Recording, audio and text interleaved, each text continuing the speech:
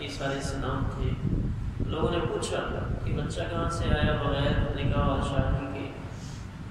حضرت مریم نے کیا الفاظ کہے وہ قرآن پاک نے ذکر کی. انی نذرت للرحمن صوما، کہ میں نے ایک روزے کی نظر مانی ہے اور آج میں کسی سے بات نہیں کروں. یعنی چپ کا روزہ، اس روزے میں بات کرنے کی اجازت نہیں ہوتی تھی. اسی طرح یحییٰ علیہ السلام کے واقعے میں بھی 3 دن کا تذکرہ ہے کہ 3 دن آپ بات نہیں کریں گے. ثلاثۃ ایام الا رمزا، مگر اشارے کے نائے سے کام لیں گے. تو اللہ نے اپنے پیارے حبیب سید الاولین والآخرین سید المرسلین محمد مصطفیٰ صلی اللہ علیہ وسلم کی برکت سے ہمارے لیے روزوں میں بہت ساری آسانیاں فرمائیں. اس میں سے ایک آسانی یہ بھی فرما دی کہ ہم بول سکتے ہیں، ہم بات چیت کر سکتے ہیں، لیکن قلت کلام، اپنی گفتگو کو کم رکھنا، یہ شریعت کا حکم. بولنے کی اجازت تو دی، لیکن بے مقصد گفتگو کہ ہم جیسے بقیہ 11 مہینوں میں دڑا دڑ بولتے رہتے ہیں، اسی طرح بولتے رہیں اور ہماری بول چال میں اور ہماری گفتگو میں فرق نہ آئے تو یہ شریعت میں پسندیدہ نہیں ہے، اور یہ روزہ شاید ہمیں تقوی کا وہ درجہ نصیب نہ کرے. اور ایک شخص جو اس احتیاط کے ساتھ روزہ گزارتا ہے اور اس میں وہ گفتگو میں پرہیز کرتا ہے، اپنی بات چیت ضرورت کے اوقات میں کرتا ہے، اور ایک وہ شخص جو کھلے عام گفتگو کرتا ہے، تو اس کے روزے میں اور احتیاط کرنے والے کے روزے میں زمین و آسمان کا فرق ہے. اسی طرح روزے سے مقصود دوسری چیز قلت طعام، کہ اپنا کھانا پینا کم کرنا. اب افسوس تو اس بات پہ ہے کہ ہم مسلمان رمضان کے مہینے میں اپنا کھانا پینا بڑھا دیتے ہیں. صرف اوقات تبدیل ہو جاتے ہیں، لیکن شاید کھانا پینا بہت بڑھ جاتا ہے. ہم وہ کچھ رمضان میں کھاتے ہیں جو شاید ساری زندگی میں نہیں کھاتے. روزے کا مقصود یہ نہیں تھا. روزے کا مقصد تو قلت طعام، کہ ہم اپنا کھانا پینا کم کر دیں. ہمیں وہ حدیث تو یاد ہے کہ تصحروا فإن فی السحور برکہ، کہ سحری کھایا کرو، سحری کھانے میں برکت ہے. سحری میں بہت کچھ کھاتے ہیں، لیکن یہ بھی تو دیکھا جائے کہ حضور صلی اللہ علیہ وسلم سحری میں کیا کھایا کرتے. صرف آپ کے فرمان عالی شان کو نہ دیکھا جائے، آپ کی عملی زندگی کو دیکھا جائے کہ آپ نے سحری میں کیا کھایا. کبھی ایک گھونٹ پانی پی لیا، کبھی ایک کھجور سے سحری کر لی، کبھی جو کی روٹی نصیب ہو گئی، یہ سحری.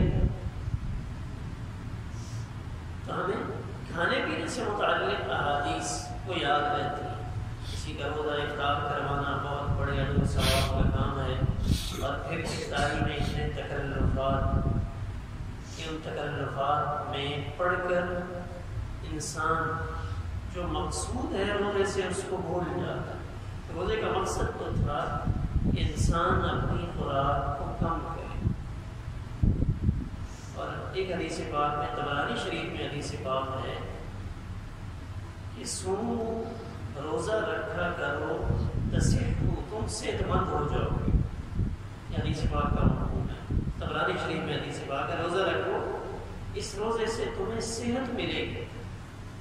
کیوں کہ روزے میں تم اپنا کھانا پینا کم کر دو گے، کھانا پینا کم ہو جائے گا.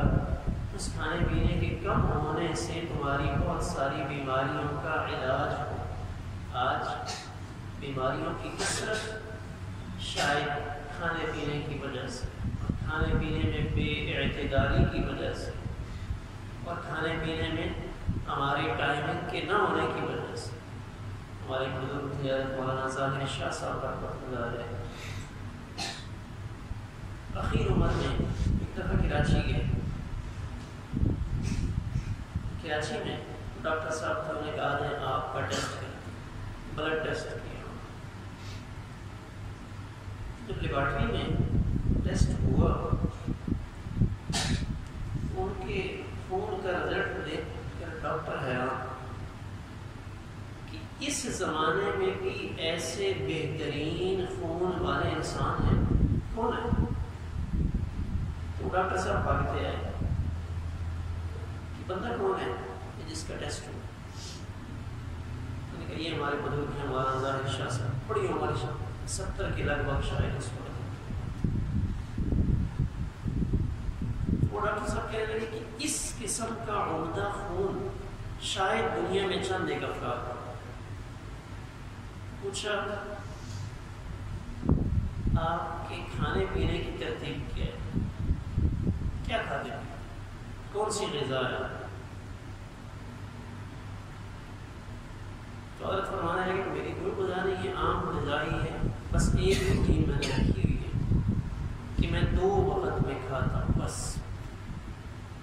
فجر کے بعد اور عصر کے بعد، اس کے علاوہ جو مرضی ہو جائے میں کبھی کچھ نہیں کھاتا،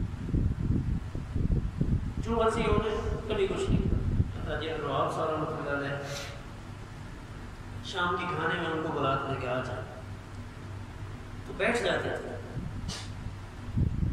تو ان کے سامنے کھانا رکھتے تھے، وہ پڑا رہتا، پتہ سب کو تھا کہ حضرت کسی اور ٹائم میں بالکل نہیں کھاتے، تو وہ جو ان کے حصے کا ہوتا تھا ان کے کمرے میں پہنچا دیا جاتا، تو وہ اپنے وقت پہ کھاتا۔ وہ فرمانے لگے کہ میں نے ساری زندگی میں بس ان 2 اوقات میں کھایا ہے، فجر کے بعد اور عصر کے بعد، اس کے علاوہ کبھی غلطی سے بھی اور ارادتاً بھی کوئی چیز نہیں کھائی۔ ڈاکٹر صاحب کہنے لگے بالکل آج ہمارے یہاں مسائل اسی وجہ سے کہ ہم سارا دن کھاتے رہتے ہیں، بے ترتیب کھاتے ہیں، وہ سادہ سی غذا صرف روٹی ہوتی تھی۔ تو یہ نہیں ہے کہ کھانے میں کوئی بہت عمدہ قسم کے کھانے، بس ایک نارمل ایک عام آدمی کی غذا ہے، وہ سادہ سی غذا، لیکن اس سے جسم کی قوت بحال اور جسم کی قوت بہت عمدہ۔ تو روزہ ہمیں اس پہ آتا ہے کہ ہم اپنے آپ کو اس بات کا پابند کریں کہ اپنی غذا کم کر دیں۔ حضرات صحابہ کرام رضوان اللہ علیہم اجمعین دیکھ رہے ہیں ان کا کھانا پینا کیا تھا، کھانے پینے میں کیا کچھ بھی نہیں، خندق کھودی جا رہی ہے، پتھر توڑنا، مٹی کھودنا تو آسان کام ہے، لیکن پہاڑ کے پتھروں کو توڑنا بڑا مشکل کام ہے۔ اللہ نے ان کو اتنی قوت دے رکھی تھی بغیر غذا کے کہ وہ پہاڑوں کو کھود رہے۔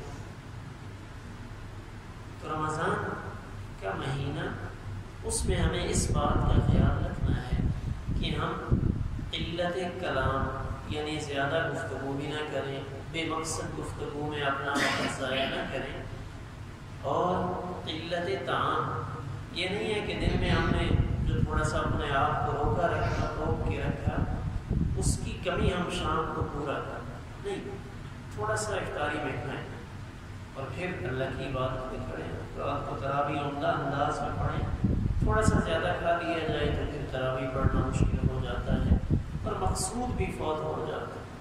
شریعت کا مقصود کہ اس روح کو بھوک کے ذریعے سے قوت پہنچائی، انسان اپنے آپ کو بھوکا رکھے اور نفسانی خواہشات کو کنٹرول رکھ کر اپنے آپ کو قوی بنائے، اور اس مہینے میں اپنے دل کو اتنی قوت دینے کی کوشش کرے کہ بقیہ 11 مہینے اس کا دل اتنا مضبوط پہروں میں ہو کہ اس پہ شیطان کا حملہ نہ ہو سکے۔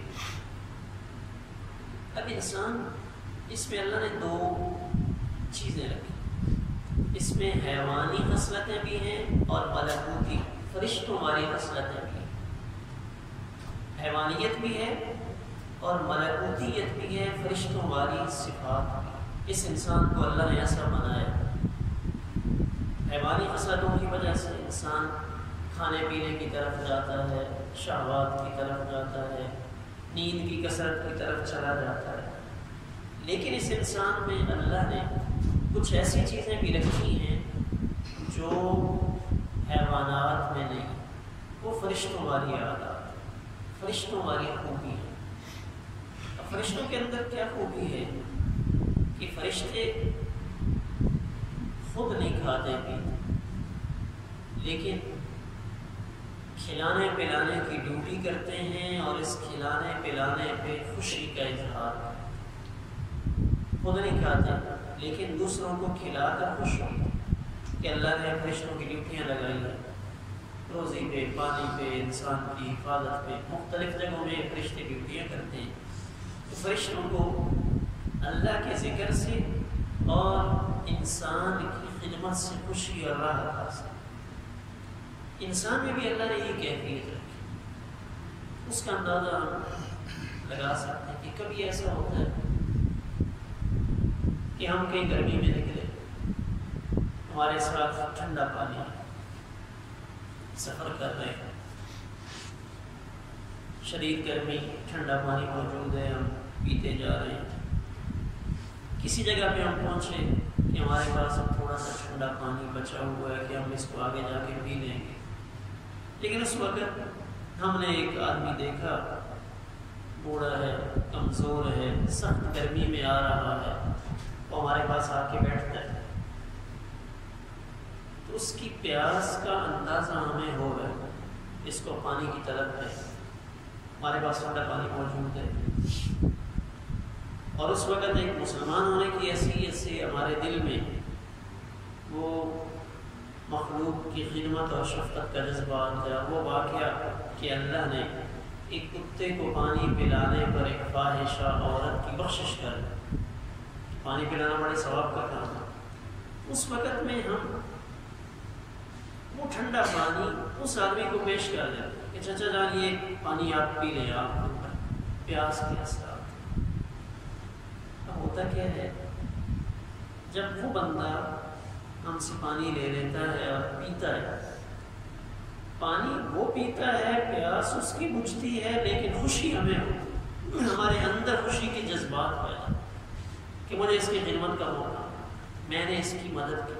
تو یہ جو جذبات ہمارے اندر پیدا ہو رہے ہیں، ظاہر ہو رہے ہیں، یہ فرشتوں والی صفات، یہ کسی کی خدمت کر کے، کسی کے ساتھ بھلائی کر کے ہمیں جو راحت اور سکون حاصل ہو، یہ ملکوتی فرشتوں والی صفات ہمارے اندر اللہ نے رکھی ہے۔